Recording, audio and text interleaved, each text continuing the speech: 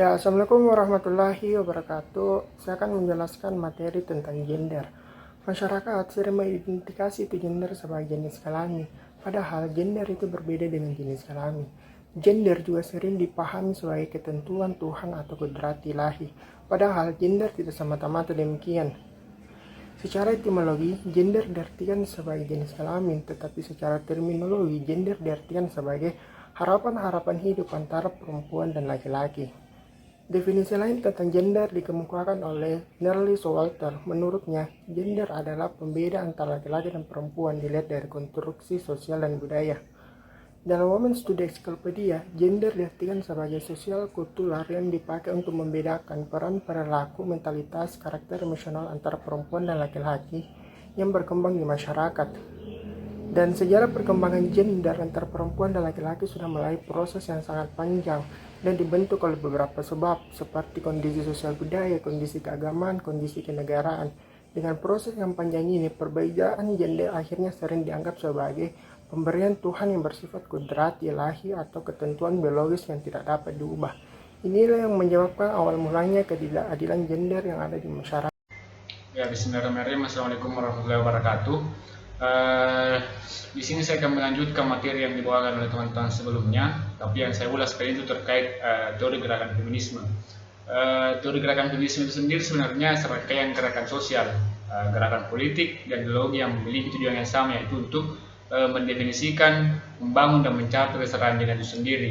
Gerakan feminisme telah dan terus mengkampanyekan hak-hak perempuan, termaksud untuk hak memilih, memegang jabatan politik, bekerja, mendapatkan upah yang adil, upah setara, dan menghilangkan kesenjangan upah gender.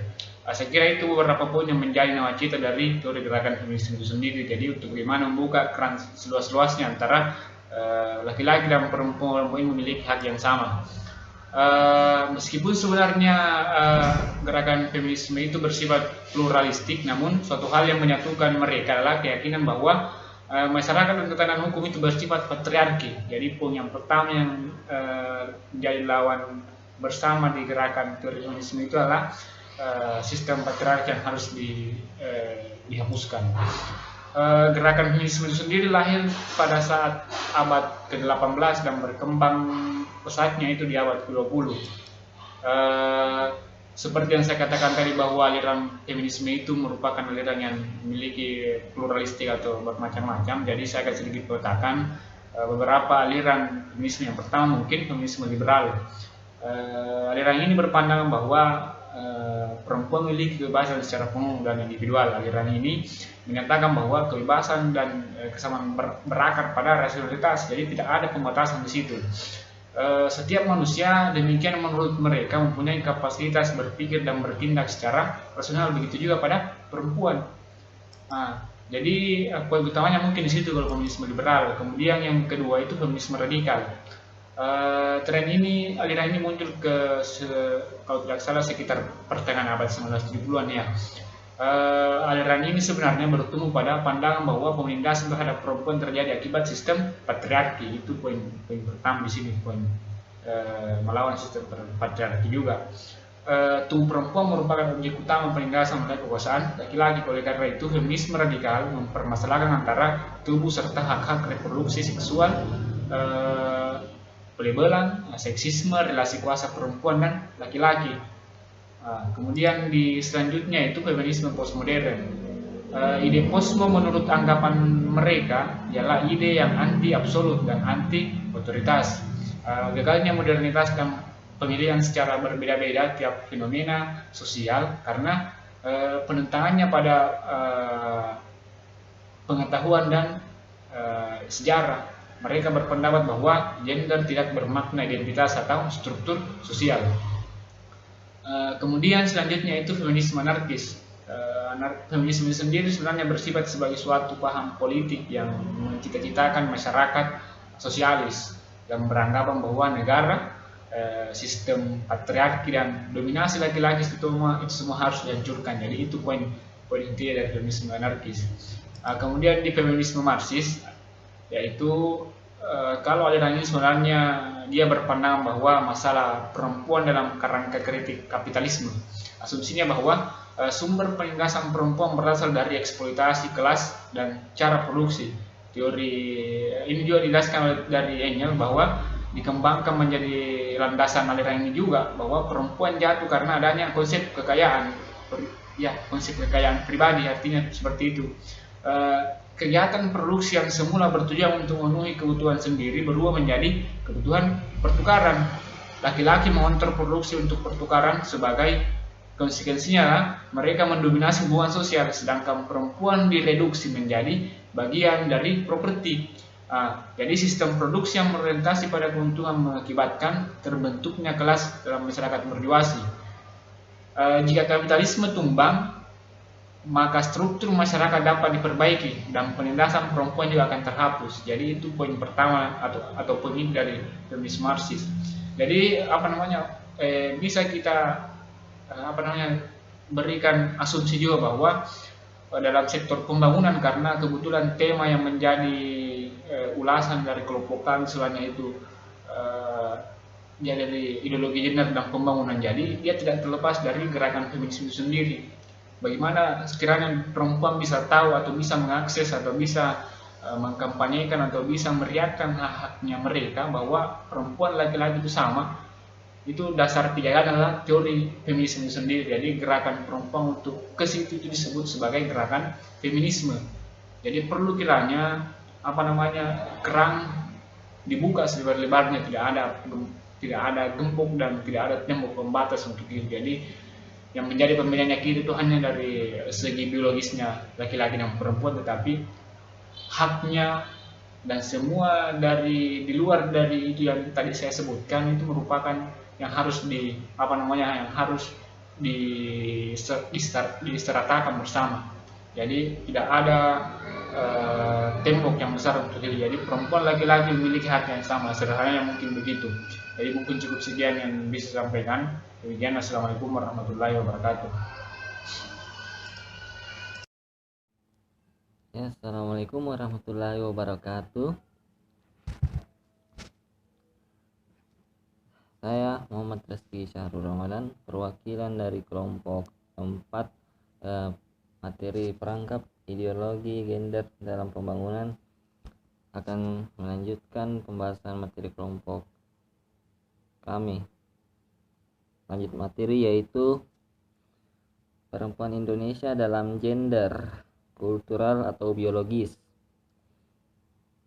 Hasil sensus penduduk tahun 1971 menunjukkan fakta adanya kesenjangan partisipasi pembangunan antara perempuan dan lelaki. Fakta ini mendorong timbulnya pemikiran nasional untuk melibatkan perempuan-perempuan di Indonesia secara sengaja dalam pembangunan dengan beberapa cara, yaitu merumuskan ketentuan peran perempuan dalam GBHN sejak Pelita 3 tahun 1978 sampai 1983. Kebijakan ini diwujudkan dengan dibentuknya kantor Menmut UPW yang di kemudian hari berubah menjadi kantor Mennek UPW. Pada gerakan Pelita 3, kegiatan pembangunan untuk perempuan yang dilakukan pada Pelita 2 masih bersifat crash program. Tujuannya adalah meningkatkan peran perempuan menuju keluarga sehat. Pelaksanaan program dilakukan oleh tiap instansi pemerintah. Pada Pelita keempat, program-program pembangunan untuk perempuan dimulai dijabarkan secara konkret, yaitu antara lain sebagai berikut. Yang pertama, pembinaan tenaga kerja wanita melalui kegiatan ekonomi produktif. 2. Perlindungan tenaga kerja wanita serta mencegah diskriminasi. 3. Penyediaan dan pelayanan bagi peran ganda wanita. Dan 4. Penciptaan usaha produktif wanita di pedesaan dan perkotaan. Selain itu, dalam pelaksanaan program ke masyarakat, mulai dimasukkan unsur peran PKK sebagai pendorong partisipasi wanita.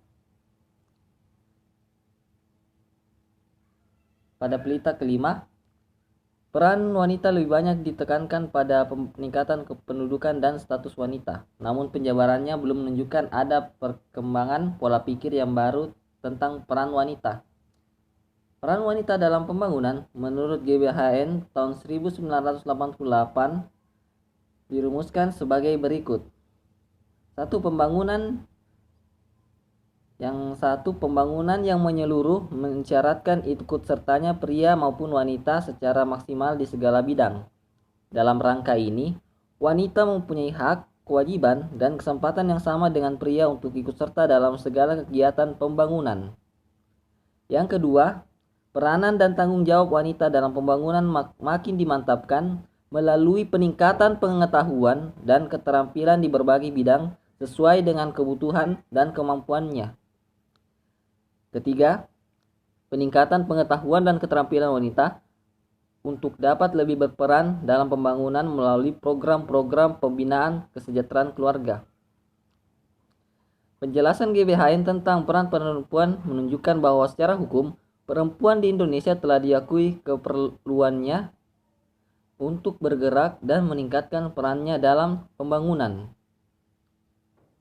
Hal ini menjadi lebih jelas lagi jika kita merujuk pada paparan GBHN halaman 162 tentang peran perempuan dalam pembangunan yang dinyatakan sebagai berikut. 1.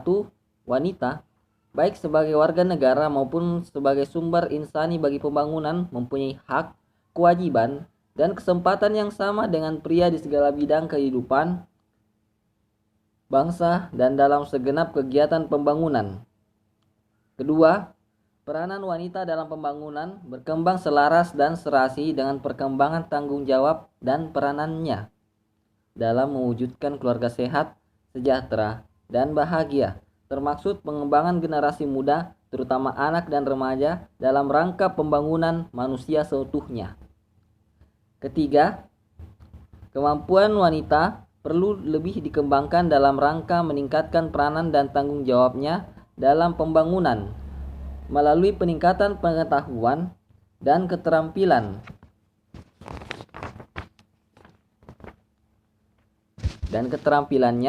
terutama untuk lebih memanfaatkan kesempatan kerja di berbagai bidang. Sejalan dengan itu, perlu lebih dikembangkan iklim sosial budaya yang lebih memungkinkan wanita untuk makin berperan dalam pembangunan. Yang keempat, dalam rangka mendorong partisipasi wanita dalam pembangunan, perlu lebih ditingkatkan kesejahteraan keluarga, antara lain melalui PKK sebagai gerakan pembangunan masyarakat yang tumbuh dari bawah dengan wanita sebagai penggeraknya. 4 penjelasan di atas menunjukkan bahwa peran perempuan di Indonesia dirumuskan dalam dua sektor, yaitu sektor pembangunan rumah tangga dan pembangunan dalam arti luas. Keterlibatan perempuan di dalam dua dunia ini, rumah tangga dan pembangunan, lebih banyak dikenal dengan istilah peran ganda perempuan.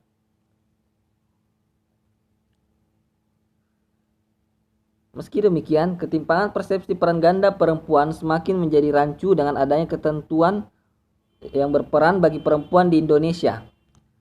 Misalnya dalam GBHN tahun 1988 tercantum pernyataan bahwa dalam berperan, perempuan harus mengacu pada hakikat kodrat, harkat, dan martabat keperempuanannya. Ya, sekian ya materi saya, dan untuk materi selanjutnya saya persilahkan. Ya, cukup sekian materi saya, dan mungkin kelompok saya yang akan membawakan materi yang lain. Sekian, Assalamualaikum warahmatullahi wabarakatuh. Assalamualaikum warahmatullahi wabarakatuh. Kali ini saya akan membahas tentang kodrat perempuan. Namun sebelum saya membahas tentang kodrat perempuan, perlu diketahui bahwa kodrat berbeda artinya dengan gender. Gender antara laki-laki dan perempuan bisa ditukar dalam artian laki-laki bisa mencari nafkah dan juga mengurus anak di rumah, begitu pula dengan perempuan. Perempuan bisa bekerja di luar dan juga mengurus anak di rumah. sedangkan kodrat adalah ketentuan yang tidak bisa ditukar atau dirubah, seperti halnya dengan kodrat perempuan, yaitu mengandung, melahirkan, dan juga menyusui. Perbedaan kodrat antara laki-laki dan perempuan hanyalah terletak pada kenyataan bahwa perempuan melahirkan, sedangkan laki-laki tidak. Namun, kelahiran seseorang adalah hasil kerjasama antara laki-laki dan perempuan, sehingga kegiatan mengurus anak tidak hanya menjadi tanggung jawab perempuan, tapi tanggung jawab bersama antara laki-laki dan perempuan. Di kalangan masyarakat masih banyak asumsi-asumsi tradisional yang mengatakan bahwa perempuan yang melahirkan. Oleh sebab itu, kegiatan mengurus anak adalah tanggung jawab sepenuhnya perempuan. Dengan adanya asumsi-asumsi tersebut, banyak perempuan yang mengalami beban mental apabila anaknya tidak terurus, karena kesalahan paling pertama akan dilontarkan kepada perempuan sebagai ibu dan juga ibu rumah tangga.